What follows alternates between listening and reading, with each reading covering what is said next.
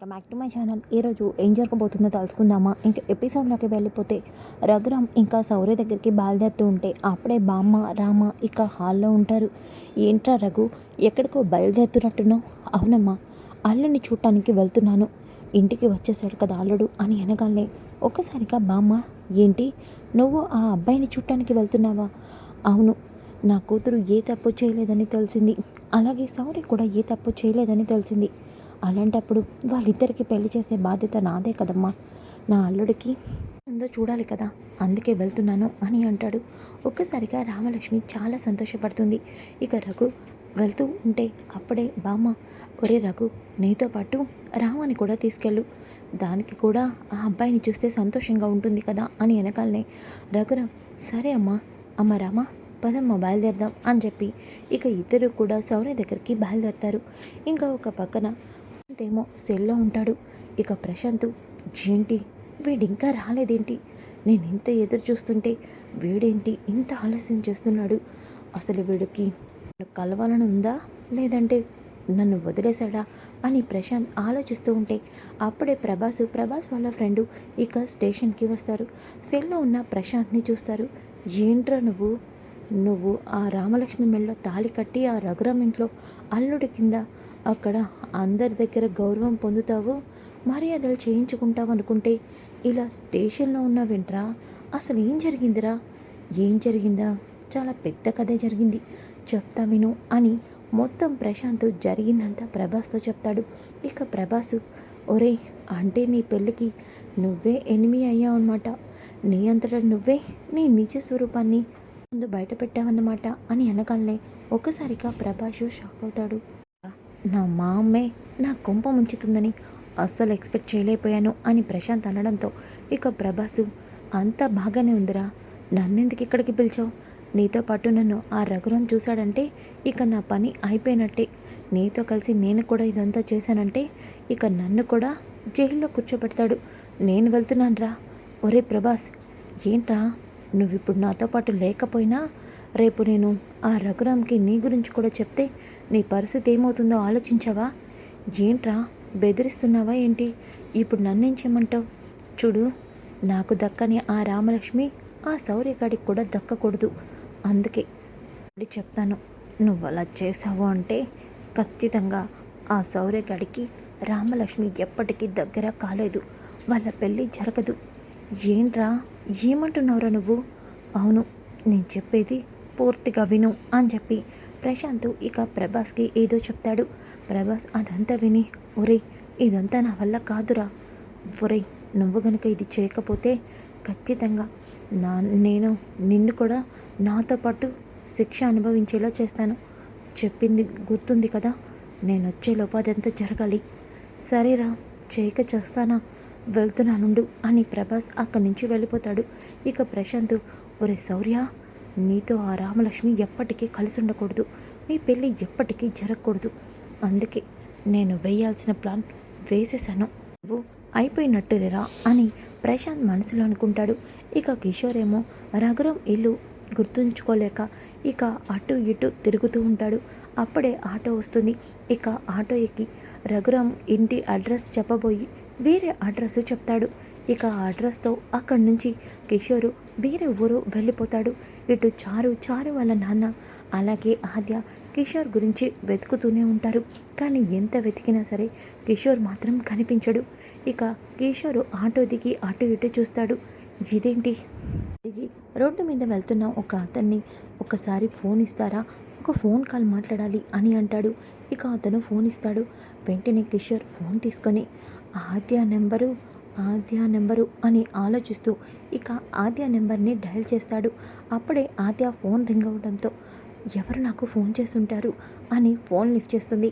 Hello అని వెనకాలనే ఇక Kishore, baby నేను కిషోర్ని అని వెనకాలనే, డాడీ మీరా, ఎక్కడున్నారు డాడీ, మీకోసమే వెతుకుతున్నాను, మీరు హాస్పిటల్ నుంచి డిశ్చార్జ్ అయ్యారని డాక్టర్ నాతో చెప్పారు, ఎక్కడున్నారు డాడీ, ఎక్కడ?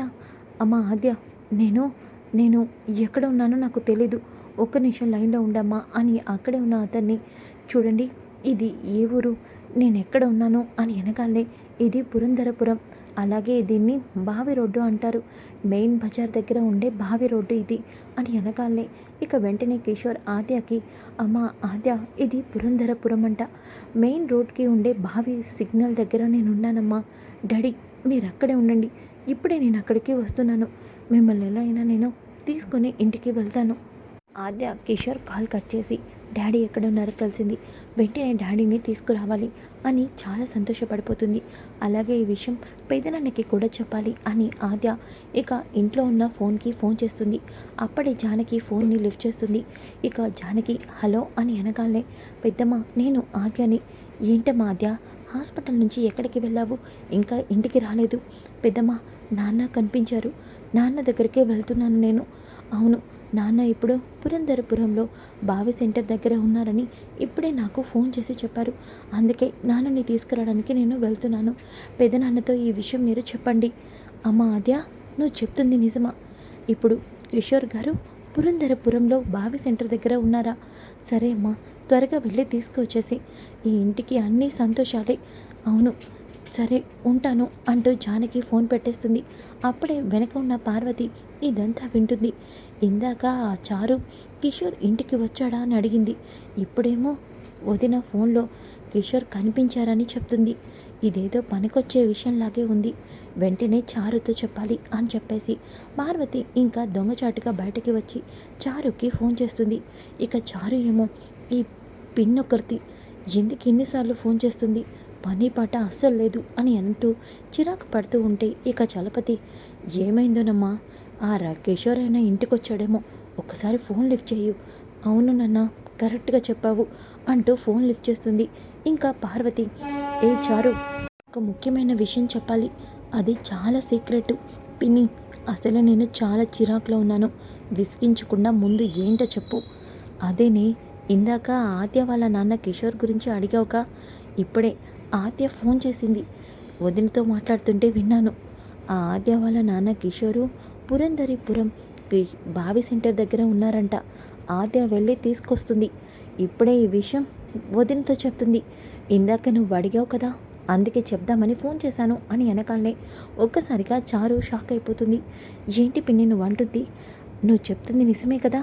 నిజమేనే, సరే పిన్ని ఉంటాను అంటూ ఫోన్ పెట్టేసి, నాన్న ఇప్పుడు ఆద్య వాళ్ళ నాన్న పురంధరపురంలో ఉన్నారంట, బావి సెంటర్ దగ్గర. ఆ ఆద్య ఇప్పటికే అక్కడికి బయలుదేరింది, దానికంటే ముందే మనం అక్కడికి వెళ్ళి ఆ ఆద్య వాళ్ళ నాన్నని అక్కడి నుంచి తప్పించాలి. పద నాన్న. అమ్మా చారు, నువ్వేం టెన్షన్ పడకు, మనం కారులో వెళ్దాం, ఎలా అయినా ఆ ఆద్య కంటే ముందే వెళ్ళి ఆ కిషోర్ గారిని మన ఆధీనంలో పెట్టుకుందాం పదమ్మా అని ఇద్దరు కూడా కారులో బయలుదేరుతారు. ఇంకా రఘురాం అలాగే రామలక్ష్మి ఇద్దరు కూడా శౌర్య వాళ్ళ ఇంటికి వస్తారు. రాగానే శౌర్య వాళ్ళ అమ్మా నాన్న రఘురాంకి నమస్కారం పెడతారు. ఇక అలాగే అమ్మ మహాలక్ష్మి, రామలక్ష్మి, నిన్ను మా ఇంటి కోడల్ని చేసుకుందాం అనుకున్నా, నువ్వు మా ఇంటి కోడలవటం నిజంగా మా అదృష్టమమ్మ, లోపలికి రా, శౌర్య రూమ్లో ఉన్నాడు అని చెప్పేసి ఇక శౌర్య దగ్గరికి తీసుకువెళ్తారు. శౌర్య వెంటనే రఘురాంని చూసి పైకి లేచి కాళ్ళకి నమస్కరిస్తూ ఉంటే, బాబు నీ నమస్కారం నీ సంస్కారం అంతా నాకు అర్థమయ్యాయి, నువ్వు ఉండవలసింది పాదాల దగ్గర కాదు నా పక్కన.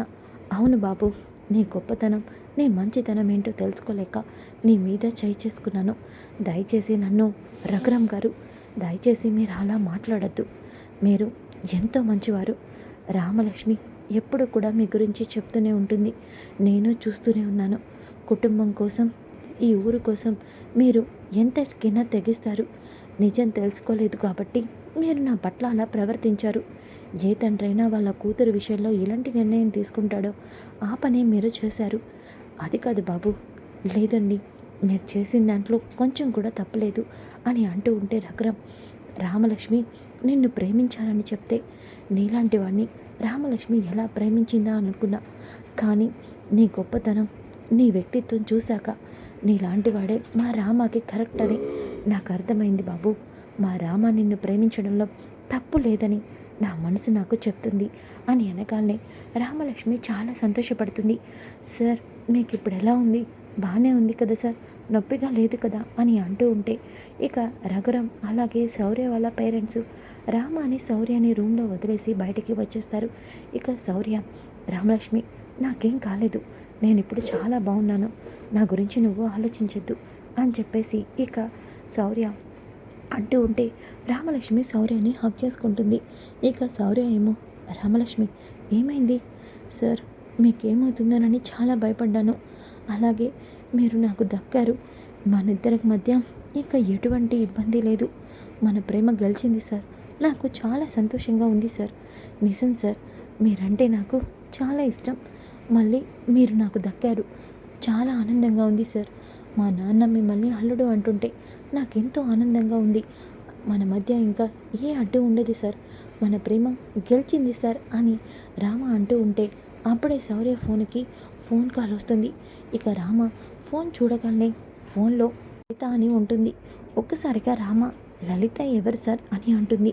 ఇక శౌర్య ఒక్కసారిగా షాక్ అయ్యి, రామలక్ష్మి ఏదిటి ఫోను అంటూ ఫోన్ తీసుకొని గబగబా అక్కడి నుంచి బయటికి వెళ్ళిపోతాడు. రామలక్ష్మికి ఏమీ అర్థం కాదు. ఇక శౌర్య ఏమో బయటికి వెళ్ళి ఏదేదో మాట్లాడుతూ ఉంటాడు. చాలాసేపు అయినా లోపలికి రాడు. ఇక రామలక్ష్మి, ఇదేంటి సార్కి ఆ ఫోన్లో ఎవరితో మాట్లాడుతున్నారు, అసలు ఆ లలిత ఎవరు అని ఆలోచిస్తూ ఉంటే ఇక రఘురాము, అమ్మ రామ మనం బయలుదేరదామా అని అంటూ ఉంటే ఇంతలోకి రామలక్ష్మి, సార్కి చెప్పలేదు. సరే నాన్న బయలుదేరదాం అని ఇద్దరు కూడా ఇంకా బయలుదేరతారు. ఇంతలోకి కిషోరు బావి సెంటర్ దగ్గర ఎదురు చూస్తూ ఉంటాడు.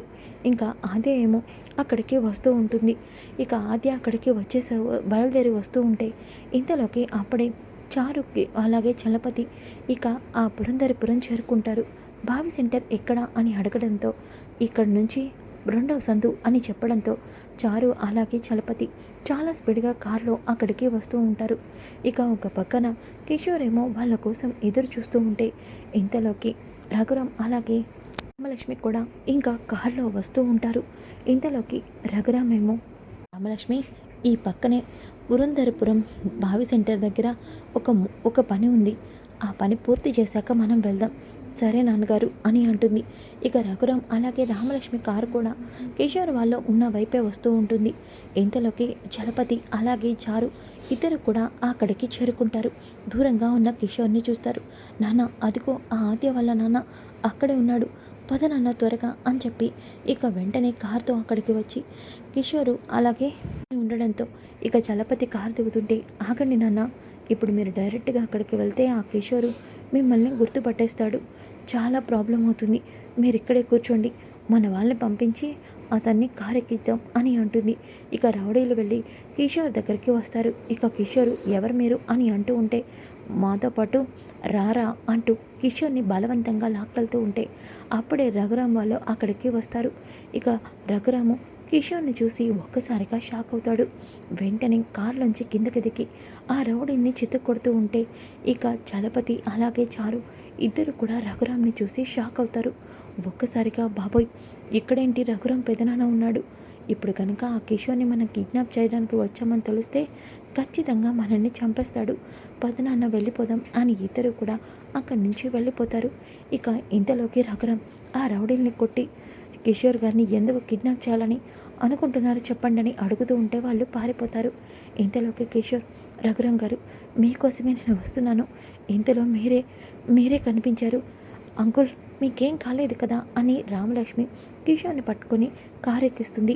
ఇక రఘురాం వాళ్ళు ఇంటికి వస్తూ ఉంటారు. ఇంతలోకి ఆద్య ఇక ఆ బావి సెంటర్ దగ్గరికి వస్తుంది. వచ్చేసరికి అక్కడ కిషోర్ ఉండడు. అక్కడ ఉన్న అందరినీ కూడా కిషోర్ గురించి అడుగుతూ ఏడుస్తూ ఉంటుంది. డాడీ ఇక్కడే ఉన్నావన్నావు కదా, ఎక్కడికి వెళ్ళిపోయావు, నాకంటే ముందు చారు వాళ్ళు నిన్ను పట్టుకున్నారా, మళ్ళీ నువ్వు చారు వాళ్ళ చేతిలోకి వెళ్ళిపోయావా అని ఆద్య పాపం నిజం తెలియక చాలా ఏడుస్తూ ఉంటుంది. అలా ఏడుస్తూ ఉంటే ఇంతలోకి ఆద్య ఇంకా ఇంటికి బయలుదేరుతుంది. ఇంకా రఘురామేమో కిషోర్ని తీసుకొని ఇంటికి వస్తాడు. జానకి అలాగే పార్వతి పద్మ అందరూ కూడా షాక్ అయిపోతారు. ఇక కిషోర్ని చూసిన రఘురాము, కిషోర్ గారు ఏమైంది, అసలు మీరు ఇన్ని రోజులు ఎక్కడికి వెళ్ళిపోయారు, ఏమైపోయారు అని అడుగుతూ ఉంటే ఇంతలోకి పద్మ, అన్నయ్య ఏంటిది, ఆ చారు ఇచ్చిన నగల్ని ఈ కిషోర్ దొంగతనం చేసి తీసుకొని పారిపోతే నువ్వేమో ఇంటికి తీసుకొచ్చి ఇన్ని రోజులు ఎక్కడికి వెళ్ళారు ఏంటి అని అలా మర్యాదలు చేసి అడుగుతావేంటి అని పద్మ ఇక రఘురామ్ మీద అరుస్తూ ఉంటే ఒక్కసారిగా అప్పుడే ఆద్య ఇంటికి వస్తుంది. చారు కూడా ఇంటికి వస్తుంది. ఇక ఆద్యకి చారు మీద చాలా కోపం వస్తుంది. కానీ ఏమీ మాట్లాడకుండా లోపలికి వెళ్తుంది. అప్పుడే అక్కడ కిషోర్ని చూసి డాడీ అంటూ వెళ్ళి హాక్ చేసుకుంటుంది. ఇక పద్మ మీ వేషాలు మీ నాటకాలు చాలు, మర్యాదగా మా దగ్గర కొట్టేసిన ఆ నగలు ఎక్కడ ఉన్నాయో చెప్పు, తీసుకొచ్చావా లేదా అని కిషోర్ని అడుగుతూ ఉంటే ఇంకా చారు టెన్షన్ పడుతూ ఉంటుంది. ఇక జానకి ఆపుతావా పద్మ, అసలు ఆయనకి నీ నగలు దొంగతనం చేయాల్సిన అవసరం ఏముంది చెప్పు, అసలు ఏమనుకుంటున్నావు కిషోర్ గారిని అని అంటూ ఉంటే పద్మ ఏంటి వదిన ఏమనుకోవడం ఏంటి, అసలు ఏమనుకుంటున్నావు, ఆద్య వాళ్ళకి ఎంత డబ్బుందో నీకు తెలుసా, అసలు వాళ్ళ కంపెనీలు ఏంటో నీకు తెలుసా అని అంటూ ఉంటే ఇక కిషోరు చూడండి నగలు దొంగతనం చేసి నేను పారిపోయానని మీరు అనుకుంటున్నారు, కానీ అసలు చారు మీకు ఇచ్చిన నగలు బంగారమే కాదు, అవి గిల్టు నగలు. ఈ విషయం నాకు తెలిసి మీతో చెప్పడానికి వస్తూ ఉంటేనే నన్ను యాక్సిడెంట్ చేయించి ఇన్ని రోజులు నన్ను కోమాలో ఉంచి ఇంటికి రాకుండా నన్ను రౌడీలతో బంధించారు. ఇప్పుడు కూడా నన్ను రౌడీలు బంధించబోతూ ఉంటే ఇంతలో రఘురామ్ గారు వచ్చారు అని అనగానే రఘురామ్ ఒక్కసారిగా షాక్ అయిపోతాడు. సో ఫ్రెండ్స్, నిజం తెలిసిపోయింది కదా, ఇక చారు పరిస్థితి ఏమవుతుందో చూద్దాం. ఈ వీడియో నచ్చితే తప్పకుండా లైక్ చేసి షేర్ చేయండి. Thanks for watching. Welcome back to my channel. ఈరోజు ఏం జరగబోతుందో తెలుసుకుందామా.